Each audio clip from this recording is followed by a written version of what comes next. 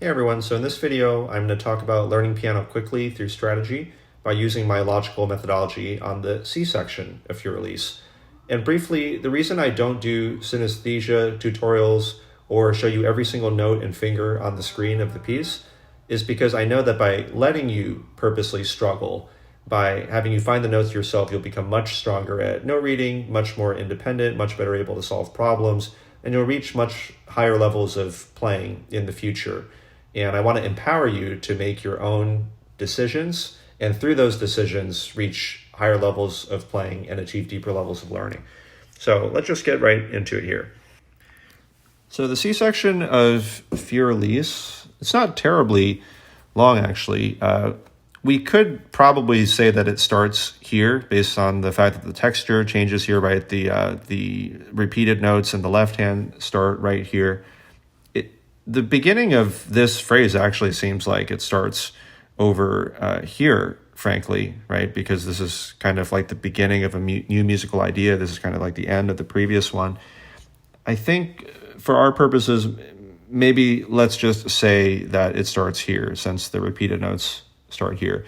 So just looking at this a little bit, let's see. This is kind of like a 4-measure area with this one extra measure in the beginning. It's resulted in 5. A lot of music's going to divide into 4-measure areas or segments. Let's see if I can mark them. So this is part of my logical methodology. I think it's definitely a logistical thing, just a planning thing as well. I'm just wanting to see like how do the measures group together into larger units, because once I take care of the smaller ones, I want to see how they're going to group together and not like, for instance, if I started grouping together 4 measures from here or from right here, that wouldn't be as logical as this grouping of 4 measures. Let's see here. So we have this. This looks like an irregular grouping of 5 because a lot of the time we have 4, but we do have these 2 chords here. And this clearly is the beginning of something else. And over here, this looks like this is also either kind of like 6 together, or you could think of it as 3 plus 3. Of course, this looks like the beginning of the A section again, but, kind of, I would say this is the real downbeat over here, or this is the real equivalent of the beginning of the A section. So, but let's just go ahead and do this. It'll make a smooth transition back into the A section anyway. And then I'll mark these diamonds here for these larger or relatively larger sections. Oh, I know, maybe I don't want to do that. Maybe let's do over here. Right, so this would be like all these measures together. We have this like 5 plus 4 over here. And then over here we have, I guess it's like 4 plus 5, okay. And then here we have like a 3 plus 3. So, yeah, I mean, this is kind of arbitrary. You could also stop it, but stop it here. I think this is more of a logical arrival point, though. Okay, so then we get into the actual practice now. So if somebody's practicing this for the first time, probably either I would have written out all the fingering or I would have had the student write out all the fingering, depending on how independent they are. And now I just need to figure out what can we start with, right? What can the student do? And let's assume that they're not terribly advanced and that they have trouble playing some of these chords. So I think it makes sense to start with definitely no more than 1 measure separate hand sets. And again, sets, they're just any area plus the following vertical, right? So 1 measure separate hand or a 1 measure set would be 1 measure plus the following beat. If I practiced a third of a measure, which would be like from here to there, plus the following beat, that would be a 3rd measure set. And you can see that, obviously 2 is 1/3 of 6, right? So that's why this would be a 3rd of a measure plus the following beat, right? That would be a 1/3 measure set. And let's say that I marked these triangles as well too. So now if I did from here to there, this would be a 2/3 measure set because obviously 4 is 2/3 of 6. And so this would be 2/3 of a measure plus the following beat. Right? So I think this is going to be relevant here. So let's say I start solving the right hand.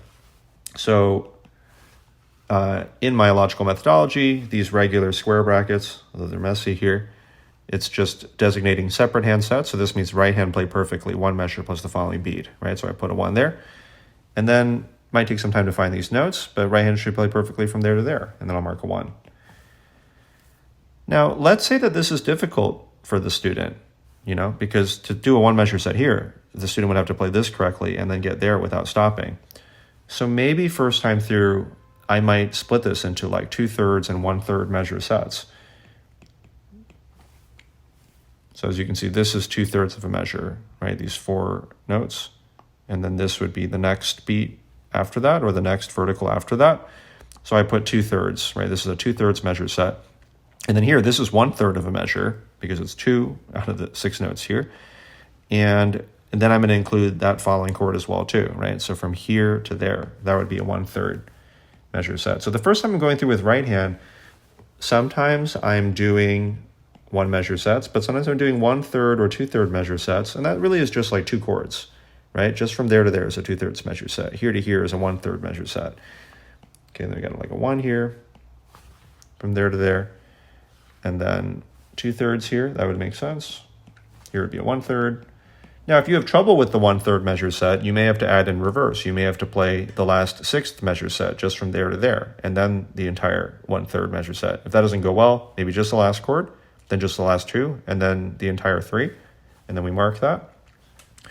And over here, this doesn't look too bad because it's the same chord twice. And again, I would have had all this fingering written out. But we won't do that here for sake of time. Maybe we can do a 1 here. Okay. Let's see. Well, maybe the student has some trouble with this. Maybe we just do 1/3 measure sets through this whole area.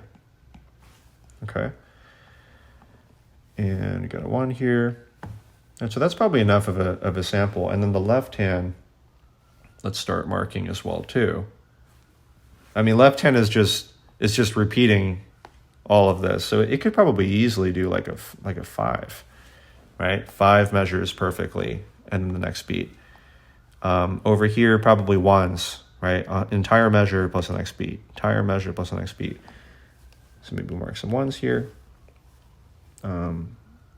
I think it's starting to did some kind of weird reset thing. Hopefully that won't happen again. Got a 1 over here.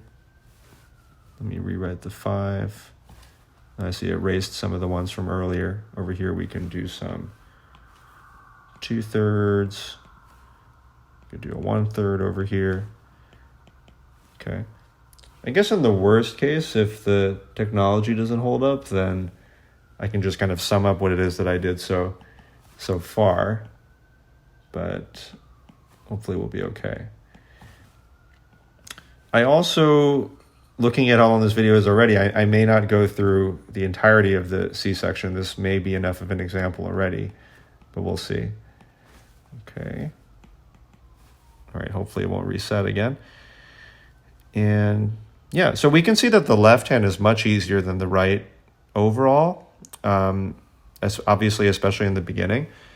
Let's see, as we get to over here, yeah, it could be that the right hand continues to do these like 1s, 2/3, 1/3, right? So this is what makes this approachable. If you can practice in tiny sections and have them to a very high quality, things will eventually piece together. So after you do this for some time, you're going to have to start going back and linking them into larger sections. So, for instance, you may want to go back and start, well, you do have to link these fractions into 1s for sure. So probably the next pass through, you would start to link these into 1s. And again, adding in reverse. So you might do the last 3rd measure set here, and then do the entire thing, right? Like, so the last 3rd from there to over there, then the whole thing.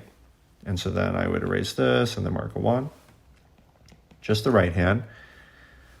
Same thing over here. So I might do from here to there and then the whole thing.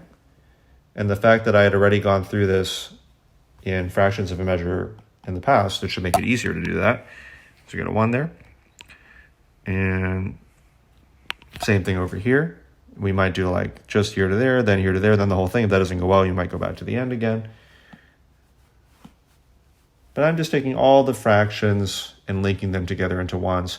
This might require you to go through more than one pass. You might do here to here, then here to here, and then if this fails, at least you've increased this into 2/3. We want to do the same thing with the left as well too. We have 2/3 and a third over here. Probably want to do here to here. You might do like here to there or something, and then the whole thing. And then we can mark a 1. Right, so that's probably one of the trickier parts. And let's say that the right hand, we managed to solve this problem as well too. So we might do last 2, last 3, whole thing. If that doesn't go well, last 2 again, last 3, whole thing again, last 2, whole thing. But eventually we get this 1. Okay, so finally we're getting to the point where we've just solved one measure separate hand sets. And for simplicity's sake, let's say that we end up doing the same thing here, right? We've gone through maybe a few different passes and we've ended up largely with like one measure set solves. So now we want to start transitioning into both hands. And it really depends on the given measure. A lot of the time I say that it's a 2-to-1 ratio in terms of separate hand sets transitioning into both hand ones. And both hand ones, we would use these types of brackets. Meaning if you've solved 2 measure, like you did 2 measures right hand from there to there, 2 measures left hand from there to there, then you could probably do a 1 measure both hand set the next time around, right? You don't want to transition on a 1-to-1 ratio because both hands is so much harder than separate hands. So in this case though, it looks like there is wide variance in difficulty. And if we've done 1 measure separate hand sets, we can transition into like smaller fractions for the both hand sets, right? So for instance, like here, this doesn't look too bad because the left hand's just repeating like the whole time. So I'm going to start erasing these separate hand sets with the regular brackets, and I'll start marking using probably not yellow. Let's see if I can, okay. Maybe I'll use red. So this would be both hands, there to there. You would do right hand alone, left hand alone, and then both. Okay, and then this one, this looks pretty straightforward as well. You might do right hand alone and then both. Solve this one. And then in this case, so now we did 1 measure sets. The left hand was even larger over here, separate hands before. So we can do fractions for both hand sets at this point. So for instance here, we could do right hand alone, left hand alone, and then both. 2/3 measure both hand set. And then this next one, like from here to there, we could do right hand alone, left hand alone, and then both, mark a third, right? So for the sake of this video not turning into like a 40-minute long video, I think I'll just kind of update these markings really fast. So we've done something like at least 1 measure sets to this area. While that's going on, you could be planting more seeds here, right? You could be solving more separate hand sets in the next area. But we probably won't go into that for sake of time. Let's say you managed to solve 1 measure both hand set here. Maybe you played right hand alone, left hand alone, then both, and then the whole thing right, then left, then both. You can always go back to those steps if it doesn't go well. So we solved that one here. We can probably solve the one over here. You might do right hand alone, left hand alone, and then both here, and then the whole thing. And if it seems tricky, you might only do fractions of both hand measures this time. This third measure both hand set, in case you have trouble getting it, it might be, I mean, it very well might be that you have to practice even smaller, just from here to here, right? From here to here. Right hand by itself, left hand by itself, and then both hands, then right hand by itself, then left hand by itself, and then both hands. And you might go back to each of those steps again, like 1, 2, 3, 4, 5, 6, and then back to 1 again if that doesn't go well.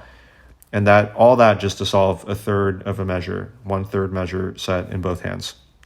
So that's kind of the thinking process here. Okay, thirds here. And then maybe the next time through, then you can start linking these into ones, right? So you might do right hand alone from there to there. Maybe left hand alone is not necessary, then both. Then you might do right hand alone from here all the way to there. And then you might do both in order to solve the ones, right? So you're using problem solving skills and strategy to solve these. And I think the most value I can provide is probably through some of these complex examples. It might be, again, like to solve the one measure set now, this next pass through, you have to do right, then left, then both, then right, then left, then both, then right, this whole thing, then left, this whole thing, and then both. If that doesn't go well, you go right back to the beginning again, cycling through all 9 of those steps. There might be even more steps than this, but that's what will give you the seemingly at first impossible ability to then solve this one. I erased this line by accident, that's okay, right? And then you would solve these other ones in the same way. It might be right alone, left alone, and then both, right alone, and then left alone, and then both, and then you might go back here again. It could be that you just change these into 2/3 this time, and then the next pass through, then you solve the one, right? And then once you start solving larger ones, like you want to do, for instance, this 2 over here, same exact idea. You might do right, left, both, right, left, both, right, left, both. It doesn't go well, you walk through the whole thing again, just to increase these ones into a 2, right? So it's the same type of general thinking.